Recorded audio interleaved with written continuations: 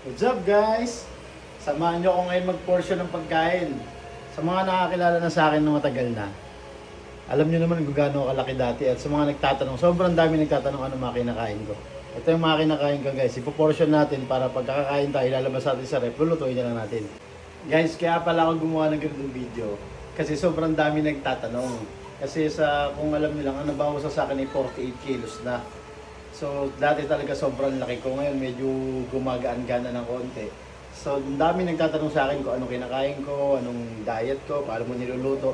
Ito guys, sa chicken, sobrang dami na magagawa rito. Lahat ng pwede mong gawin sa ulam na chicken, pwede mo rin gawin dito. Pwede ka nang gumawa dito ng chicken sandwich, tuna sandwich na may itlog, paksiw, prito, air fried, tapos baked bangus, lahat pwede mo nang gawin dito.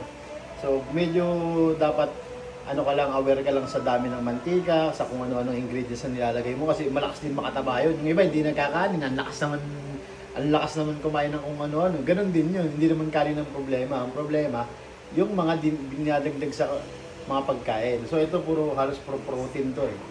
So samahan nyo ako na ayusin natin para mas madali na ang buhay pagka gusto mo kumain ng protein, hugot ka lang sa rep, lutuin mo na lang. Kwentuhan tayo habang nagbabalot ako ng mga pagkain.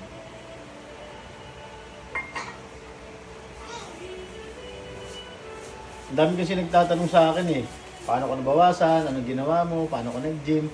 Sa totoo lang, pag nag-gym ka, nag-exercise ka, nag-bike ka, nag-jogging ka, running ka, walang kwenta yun pag hindi mo inayos yung pagkain. Kasi ako ilang buwan ako nag-gym, hindi ko inayos yung pagkain ko, wala nangyari. So, nung nagsimula ng January, doon ako nag-ayos ng kain. Tapos, nag-gym din ako January, February, March, hanggang April. Nung kasal, medyo na busy, hindi masyado nakalim. Pero, tuloy-tuloy pa rin yung diet. Hindi ako masyado kumakain yun. Bumaba pa rin yung timbang ko. Nanalo pa nga ako sa Biggest Loser sa gym namin eh. Sa 3 months, nabawasan ako ng parang 21 point something kilos. 3 months, 21 point something kilos na nabawas. So, bawas talaga. Nung una ginawa ko para mabilis, fasting. Fasting. Tapos, 1 meal a day. Tapos, gym, 1 meal a day. Tapos ngayon, medyo gumagana. Nakapag-basketball na ako kasi nakakatakbo-takbo na ako konti. Tapos, bike din. Shoutout pala sa mga kasama ko nag-bike din na puro budol. Isang kain kasi namin ni Camille, 3 piraso. Sa akin 2, sa kanya 1. So naka-portion sa isang kain, isang ganito. So tipid siya. Magkano lang to? Wala pa tong kalahating kilo. Magkano lang 1 kilo? 160. So isang kain, di ba? Tipid na, minsan may tira pa. Ito naman tayo sa chicken breast. Ang timbang ko rito, 250 grams isang kain. 1/4. Kaya na to galing kay Danica. Sponsor ni Danica to, walang bayad to. Ano to, 3.7 kilos. So, ang dami na magagawa nito. Ganito pala yung tsura niyan guys. Ganito yung tsura niya pag frozen na. Last na to eh, kaya gumawa na ako eh. Ay matanggal yan. 3 to. Isang kain, isang ganito. Para pagka tinuo mo siya, mabilis yan lalambot. Mga 5 minutes lang malambot na. Guys, yung luto pala dito, normal na luto. Kaso, dapat aware lang kayo sa mga ingredients na nilalagay nyo. Kasi baka mo kung ano nilalagay nyo, asukal, matitinding maalat, mataas din sa calories yun eh. Sayang lang din yung pagpo-portion nyo. Kaya dapat aware kayo sa mga ingredients na nilalagay. Search nyo muna, Google nyo muna kung okay ba yung ingredients na nilalagay nyo. Naman to, hindi naman porket ganito, eh dapat wala ng lasa lahat ng kakainin nyo. Lagyan nyo ng lasa, huwag lang sobra-sobra. Kasi the more na walang lasa yung kakainin nyo, the more na hindi kayo tatagal sa diet na ginagawa nyo. Ganun lang yun, huwag nang gawing komplikado kasi talagang magkakaroon ka ng flavor fatigue eh. Pagka nag-flavor fatigue ka, babalik ka sa diet mo na nakasanayan mo na kung malaki ka o yung hindi ka makawala. Kasi tinutorture mo yung sarili mo sa ano eh. Ganun yung ginawa ko nung una kaya nahihirapan ako. Ngayon hindi na normal na kain na. Paunti-unting bawas na lang ako sa timbang. Pero, puro protein. Nagbabawas ako ng timbang. Pero, nagbibuild ako ng muscle. Ganun yun, pagka high protein ng diet. Naka-portion na siya. Isang kain to. Sa akin lang to ha, isang kain sa akin. Yan. Ipa-flat ko lang siyang ganyan para mabilis siyang lumamig, mabilis din siyang mataw. Kasi ito ipa-flat ko na lang dito sa ref. Yan. Bibilisan ko na kasi kailangan na ito ilagay sa ref. Baka mamaya masira na, magkaamoy na. Dapat fresh na fresh para hindi maano yung quality ng pagkain. Guys, so, nakaayos na yung mga chicken, bangus, tilapia. Marami pa palang pwedeng ilagay, kasya pa. So, yung itlog naman, lalagyan na rin natin sa rep.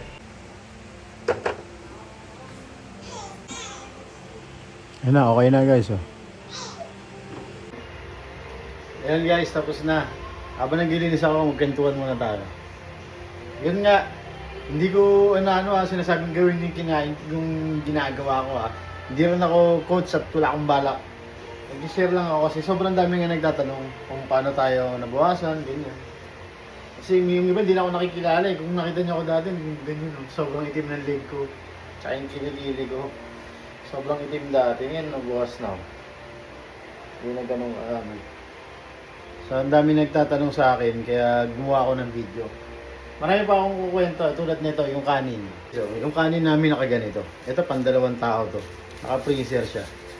Susunod na video ko ito ikukwento kung bakit naka-freezer. Ngayon ko lang napansin, may malunggay pala ako kanina dito sa ipin. Tapos ka na yung video, ngayon ko lang nakikita. Visit. Ayun nga, pag kwento ko pa yung iba. Kung anong mga eksaktong ginawa ko. Kung paano ko nabawasan ng 48 kilos.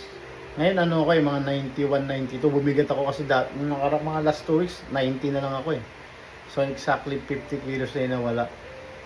Tapos medyo napakain na naman ako, nabudagdagan ako mga 2 kilo.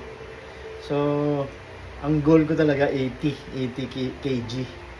Yan medyo na ako nun, medyo pet na ako konti nun. So mga gustong magano dyan, comment kayo pagka gawa ko ulit ng video kung paano pa yung mga iba kong ginawa.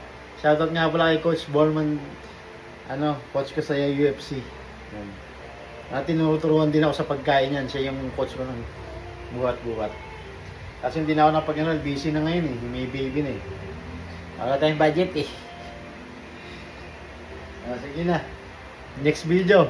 Kwentuhan ulit tayo. Gagawa ako ng portion ako ng kanin. Tapos habang nagtitimbang ako, magkwentuhan tayo. Yan lang. Hindi ako coach Hindi ako nagpapasikat. Dami na akong basher eh. Sige na. Bye bye. Peace and love. Babu.